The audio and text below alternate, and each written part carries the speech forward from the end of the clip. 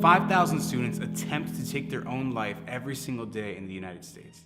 Which is the second leading cause of death for ages between 10 and 24, which is more than heart disease, cancer, and AIDS all combined, is students choosing to take their own life.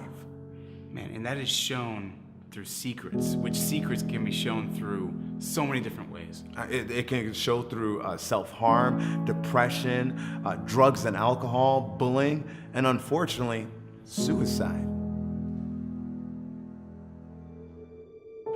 Nate was a good person, always happy, always genuine. How much older was he than you? He was 4 years older than I was. He was born in 1979, then he passed in 93. But when we got home, like I say, Nate was a little late that evening because he had basketball practice, so we got home a little late. Grandma was in town for Christmas, so she had cooked dinner and cooked his dinner, left it on the counter for him. And when he had gotten home from practice, he had been late that day for work, or not work, but school.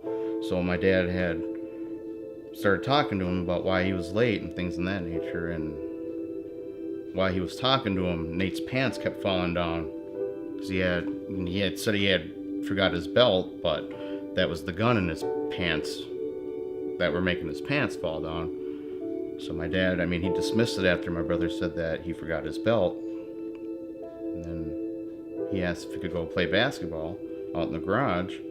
And of course my dad said yeah. And then about 10-15 minutes went by and Grandma came down to ask where Nate was. And Dad said he was in the garage playing basketball. And Grandma opened the door, and at that point, I can say everything changed. It was a hysteria. Grandma was screaming 9/11, 9/11, oh Jesus, the boy's bleeding. And we didn't know what was going on. And then me and my sister saw Dad flight the stairs, just hop over all of them. And he started screaming. And like I was saying, I've never heard a grown man cry or scream in the way he was screaming. It was something out of a horror movie. And from that point, it felt nightmarish. And then me and my sister went upstairs after them to see what they're screaming about. And that's when we saw Nate laying in the garage with the gun by his foot, and he was in a pool of blood. So during the assembly, as I'm up there and I'm speaking, a lot of times when I'm staring out into the audience, there's one story that I know students are connecting with. And it's a story I tell about a kid that was going to attempt to take his own life. And when you start to mention those words, you can see some of the students as they're sitting there and they're on the edge of their seat and they've got their hands up and tears are welling up in their eyes. And when I look, I can see the pain. I can see the hurt. I can see how they're relating to these stories.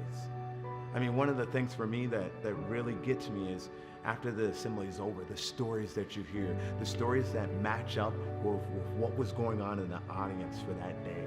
The stories about a student, even today, I got a story from a student that said that she thinks she's fat and she thinks she's ugly and she wanted to take her own life. She was 11 years old. And you can see that sometimes when we're doing the assembly and we're looking out and the students just sitting there and they just feel lost and they don't know what to do.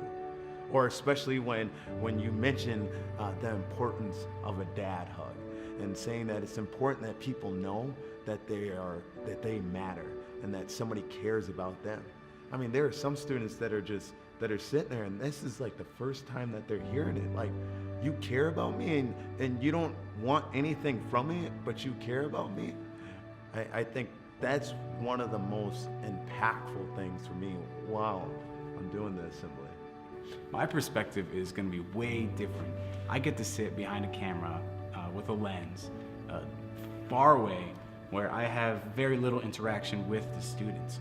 But instead, I get to zoom in on their facial features, on their body language, that just showing a plethora of emotion that just can't be seen in any other way. And I get to capture it.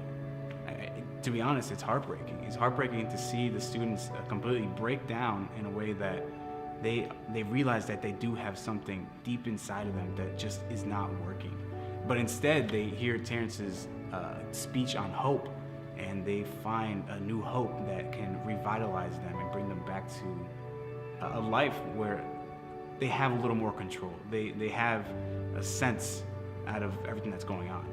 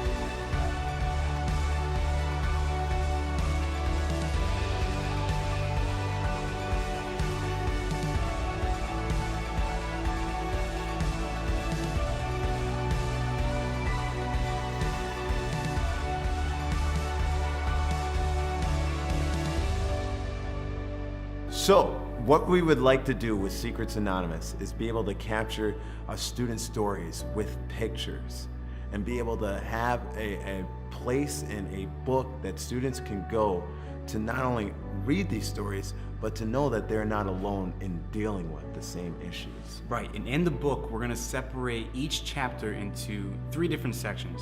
One section dealing with depression, suicide, self-harm, bullying, etc. The second section being the pictures and the story. It's gonna take up the majority of the book so that, people can take the book, open it up, and just start reading stories and see pictures. And the last part that we want to do with this book is be able to include a self-help guide for those different sections. So if somebody's dealing with self-harm, they can look in the back of that chapter and see 3 steps that we get from counselors that will help them getting on the road to a healthy lifestyle. So what we need is $9,000. What $9,000 does is that will go towards the producing of the book, the bringing in of the stories of the book, to be able to, the artwork of the book, to be able to help kickstart us, to be able to give this book to the students that we come across and future students that we don't even know about yet. Let's share secrets. Let's make sure that nobody feels alone in their secret anymore. Right, we are not here, just us two. Instead, we're asking for help. We're asking for you to help us to spread hope to those students. And to share people's secrets.